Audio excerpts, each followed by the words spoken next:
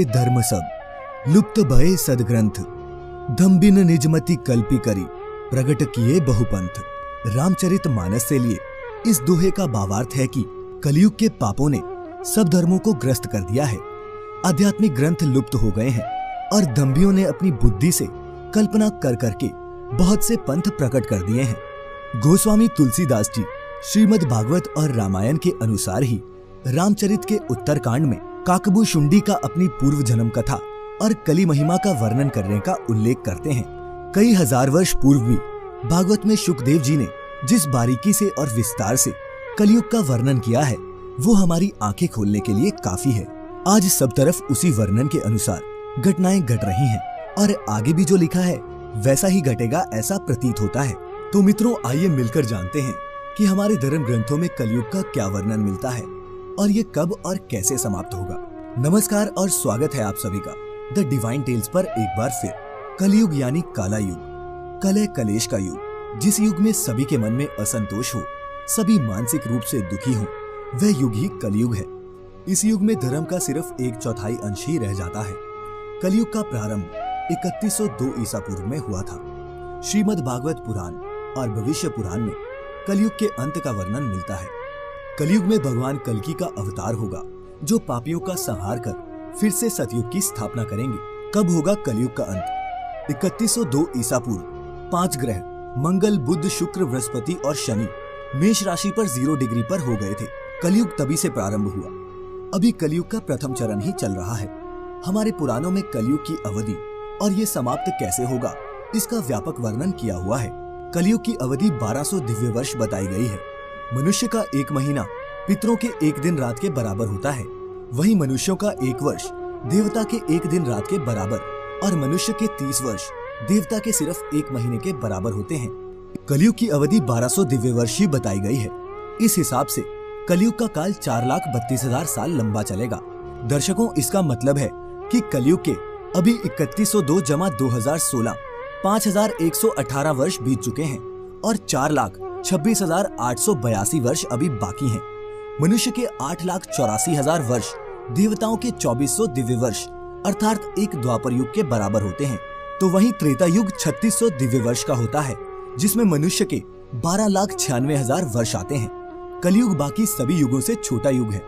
यहाँ एक द्वापर युग में 2400 दिव्य वर्ष या फिर 8,64,000 मनुष्यों के वर्ष आते हैं। वहीं एक त्रेता युग में 3600 दिव्य वर्ष या फिर 12,96,000 मनुष्य वर्ष आते हैं। इसी क्रम में एक सतयुग 4,800 दिव्य वर्ष का होता है जो मनुष्यों के हिसाब से 17,28,000 वर्षों के बराबर है। इन सब का कुल योग 12,000 दिव्य वर्ष जो मानव के हिसाब से 43,20,000 वर्षों के बराबर है, मिलकर एक महायुग बनाते हैं। मित्रों, अब जानते हैं कि कलयुग के अंत में क्या क्या होगा। क्या होगा कलयुग के अंत में? सबसे पहले तो ये होगा कि मनुष्य की औसत आयु 20 वर्ष ही रह जाएगी। 5 वर्ष की छोटी उम्र में स्त्री गर्भवती हो जाया करेंगी। 16 वर्ष के मनुष्य वृद्ध हो जाएंगे और 20 वर्ष की आयु में ही मृत्यु को प्राप्त हो जाएंगे। इंसान का शरीर घटकर बोना हो जाएगा।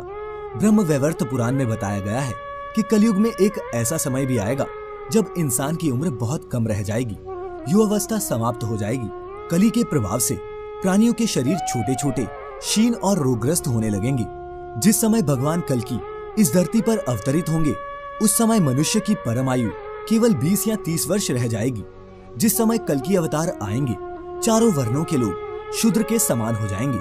गौ माता भी बकरियों की तरह छोटी छोटी और कम दूध देने वाली हो जाएंगी। मनुष्य क्या खाएगा? कलयुग के अंत में संसार की ऐसी दशा होगी कि अन्न नहीं उगेगा। लोग मछली मांस ही खाएंगे और भेड़ बकरियों का दूध पिएंगे। गाय तो दिखना भी बंद हो जाएगी, होगी भी तो बकरी के समान। वो दूध देना भी बंद कर देगी।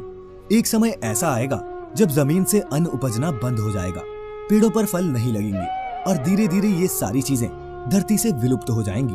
कैसा होगा मनुष्यों का स्वभाव? स्त्रियां कठोर स्वभाव वाली व कड़वा बोलने वाली होंगी। वह पति की आज्ञा नहीं मानेंगी। जिसके पास धन होगा उसी के पास स्त्रियां रहेंगी। मनुष्यों का व्यवहार गधों जैसा दुस्सह केवल गृहस्थी का बाढ़ ढोने वाला रह जाएगा। लोग विषयी हो जाएंगे। धर्म कर्म का लोप हो जाएगा। मनुष्य जप रहित नास्तिक व चोर बन जाएगा। सब एक दूसरे को लूटने में लगे रहेंगे। कलयुग में समाज हिंसक हो जाएगा। भीड़ में लोग आएंगे और एक मनुष्य की जान ले लेंगे। जो लोग बलवान होंगे उनका ही राज चलेगा। मानवता नष्ट हो जाएगी, रिश्ते खत्म हो जाएंगे, एक भाई अपने ही भाई का शत्रु बन जाएगा, एक हाथ दूसरे हाथ को लूटेगा, पिता पुत्र का और पुत्र पिता का वध करने में भी संकोच नहीं करेंगे।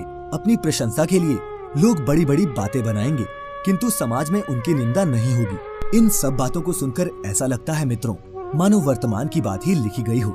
कैसा होगा मनुष्य का धर्म? कलयुग में लोग शास्त्रों से विमुख हो जाएंगे, अनैतिक साहित्य ही लोगों को पसंद आएगा, बुरी बातें और बुरे शब्दों का ही व्यवहार किया जाएगा। स्त्री और पुरुष दोनों ही अधर्मी हो जाएंगे। स्त्रियां पतिव्रत धर्म का पालन करना बंद कर देंगी और पुरुष भी ऐसा ही करेंगे। स्त्री और पुरुषों से संबंधित सभी वैदिक नियम विलुप्त हो जाएंगे। श्रीमद् भागवत के 12 स्कंद में कलयुग के धर्म के अंतर्गत श्री शुकदेव जी परीक्षित जी से कहते हैं, ज्यों-ज्यों घोर कलयुग आता जाएगा, त्यों-त्यों उत्तरोत्तर धर्म, सत्य, पवित्रता, क्षमा, दया, आयु, बल और स्मरण शक्ति का लोप होता जाएगा। महाप्रलय। बहुत काल तक सूखा रहने के बाद कलयुग के अंतिम समय में बहुत मोटी मूसलाधार बारिश होगी, जिससे चारों ओर पानी ही पानी हो जाएगा। समस्त पृथ्वी पर जल ही जल होगा। इसके बाद एक साथ 12 सूर्य उदय होंगे और उनके तेज से ये पृथ्वी सूख जाएगी। कलयुग के अंत में भयंकर तूफान और भूकंप आएंगे। लोग मकानों में नहीं रह पाएंगे, लोगों को गड्ढे खोदकर रहना पड़ेगा। धरती की सतह का 3 हाथ हिस्सा अर्थात लगभग 4.5 फुट नीचे तक धरती का उपजाऊ अंश नष्ट हो जाएगा। महाभारत में कलयुग के अंत में प्रलय होने का जिक्र है, लेकिन ये किसी जल प्रलय से नहीं बल्कि धरती पर लगातार बढ़ रही गर्मी से होगा। महाभारत के वन पर्व में उल्लेख मिलता है कि कलयुग के अंत में सूर्य का तेज इतना बढ़ जाएगा कि 7 समुद्र और नदियां सूख जाएंगी। संतर्क नाम की अग्नि धरती को पाताल तक जला देगी, सब कुछ भस्म हो जाएगा। इसके बाद फिर 12 वर्षों तक लगातार बारिश होगी, जिससे सारी धरती जलमग्न हो जाएगी और जल में फिर से जीवन की उत्पत्ति की शुरुआत होगी। तो मित्रों, आज हमने कलयुग की कई ऐसी बातों को जाना जिन्हें देखकर बहुत आश्चर्य तो नहीं होता, लेकिन जैसे जैसे कलयुग आगे बढ़ता जाएगा और भी ज्यादा पाप, ज्यादा द्वेष और अधर्म इस धरती पर बढ़ता जाएगा, लेकिन मानवता जीवित रहेगी और उसे जिंदा रखेंगे वो चंद लोग जो धर्म और नैतिकता का रास्ता नहीं छोड़ेंगे। हम उम्मीद करते हैं कि द डिवाइन टेल्स परिवार के सभी लोग ऋषि मुनियों के दिखाए धर्म और नैतिकता के मार्ग पर चलेंगे और इस कलयुग के अंधकार में प्रकाश देने का काम करेंगे। इसी संदेश के साथ समाप्त करते हैं मित्रों आज की ये वीडियो। जानकारी अच्छी लगी हो तो लाइक और शेयर करें इस वीडियो को और जुड़ें द डिवाइन टेल्स परिवार के साथ यूट्यूब और फेसबुक पर। फिलहाल आज के लिए इतना ही। आपका बहुत बहुत शुक्रिया।